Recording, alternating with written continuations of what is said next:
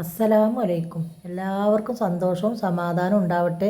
മാറാവ്യാധി രോഗത്തെ തൊട്ടും അപകട മരണങ്ങളെ തൊട്ടും അള്ളാഹു നമ്മളെല്ലാവരെയും കാത്ത് രക്ഷിക്കട്ടെ. നമുക്ക് എല്ലാവർക്കും വേണ്ടി പ്രാർത്ഥിക്കട്ടെ. അപ്പോൾ ഞാൻ ഇന്ന് പപ്പായ വെച്ചിട്ട് ഒരു വെറൈറ്റി കറിയായിട്ട് ഉണ്ടാക്കാൻ പോണത്. അതിലേക്ക് ആവശ്യത്തിലുള്ള സാധനങ്ങളാണ് ഇതൊക്കെ. അപ്പോൾ ഒരു മുറി തേങ്ങ, ഒരു 2-3 ചെറിയ ഉള്ളി, 2 തണ്ട് വേപ്പിൻ്റെ ഇല, വലിയ ജീരകം, ഇതെല്ലാം കൂടെ നമുക്കെടുത്തിട്ടൊന്ന് വറുത്തെടുക്കണം കേട്ടോ. അതിന് വേണ്ടിയിട്ടാണ് ചീനച്ചട്ടി ഇട്ടിട്ടുള്ളത് കേട്ടോ. അത് നമുക്ക് നല്ലൊന്ന് വറുത്തെടുക്കാം കേട്ടോ.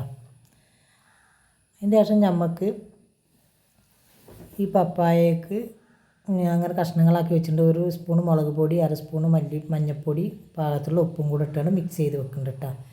ഇത് കുറച്ച് നേരം ഇവിടെ ഇരിക്കട്ടെ. എന്നിട്ട് നമുക്ക് എണ്ണ ചൂടാക്കിയിട്ട് അതിലിട്ടത് ചെയ്യാറുള്ള കേട്ടോ.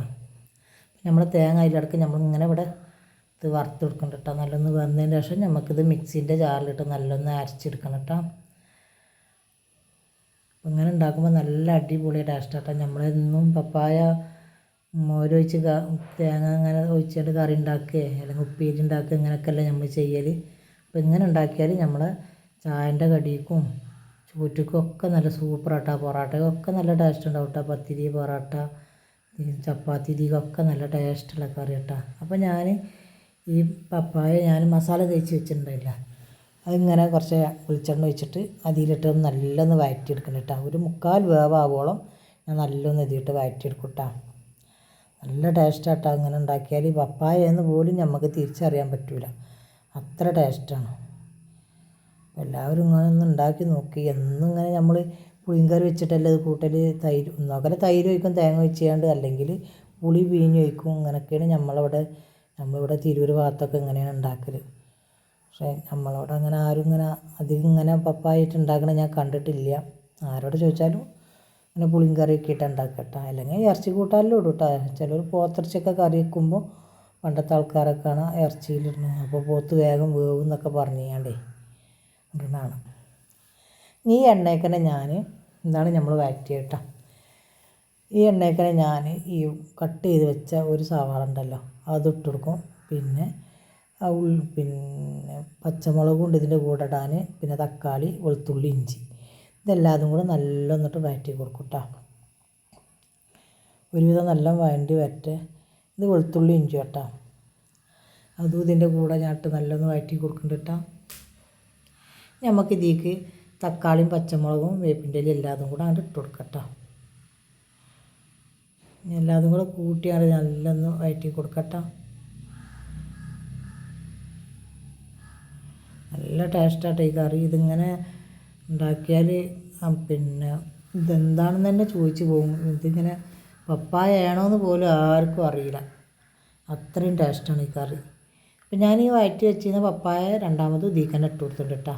പിന്നെ നമുക്ക് ഇതിൽ കുറച്ചും കൂടെ വെള്ളം ഒഴിച്ച് ചെയ്യാണ്ട് ഇത് ഇതാക്കി കൊടുക്കണം, ഒന്നും കൂടെ വേവിക്കണം കേട്ടോ. പിന്നെ അപ്പോൾ ഞാൻ ഇതിൽ കുറച്ച് മുളക് പൊടിയും മല്ലിപ്പൊടിയും മഞ്ഞൾപ്പൊടിയും കൂടെ പിന്നെ ആവശ്യത്തിലുള്ള ഉപ്പും കൂടെ ഇട്ട് കൊടുക്കും കേട്ടോ.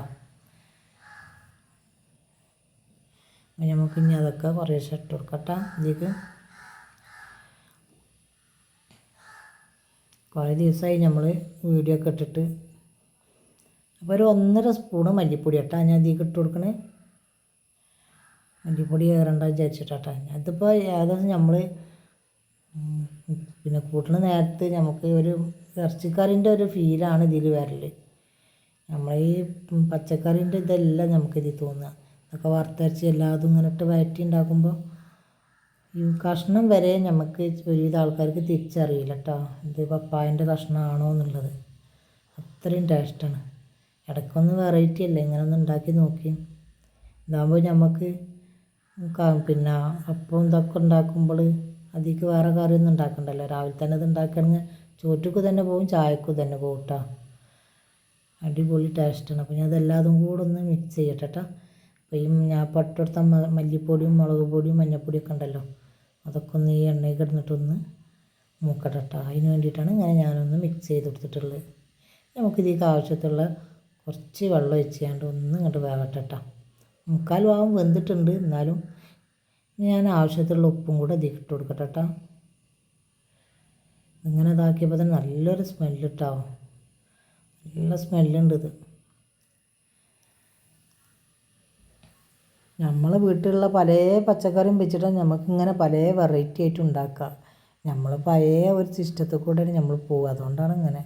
അപ്പം ഞാൻ ഈ അരച്ച് വെച്ച തേങ്ങ ഇനി ഇതിലേക്ക് ഒഴിക്കട്ടെ. നമ്മൾ വറുത്തിരുന്ന തേങ്ങ ഉണ്ടായിരുന്നല്ലോ, അത് ഞാൻ അരച്ചതാട്ടാ.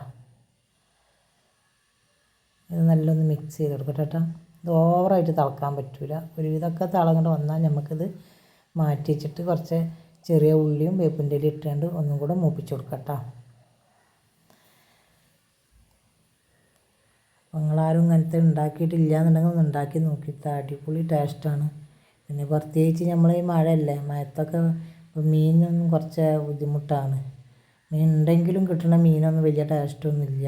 അപ്പോൾ അങ്ങനെയൊക്കെ എന്തെങ്കിലും ഉണ്ടാക്കിയിട്ട് എന്തെങ്കിലും ഒരു സൈഡ് കോഴിമുട്ടയോ ഉണക്കലോ മീൻ ഉണ്ടാകും. മീൻ എന്തായാലും കുഴപ്പമില്ലല്ലോ. അപ്പോൾ അധികം ഉണക്കലൊക്കെ ആവും എല്ലാ വീട്ടിലും ഉണ്ടാകുക. കോഴിമുട്ട ഉണക്കൽ, അല്ലെങ്കിൽ ചിക്കൻ വാങ്ങുന്നവരാണെങ്കിൽ ചിക്കൻ, ഇതൊക്കെ ഉണ്ടാവുക. മീൻ കുറേ ആൾക്കാർ ഇപ്പോൾ കുറച്ച് വാങ്ങൽ നിർത്തിക്കണം. മീനൊന്നും ടേസ്റ്റില്ല എന്നൊക്കെ പറഞ്ഞുകൊണ്ട്. മീനാണെങ്കിൽ ഭയങ്കര വിലയാണ്.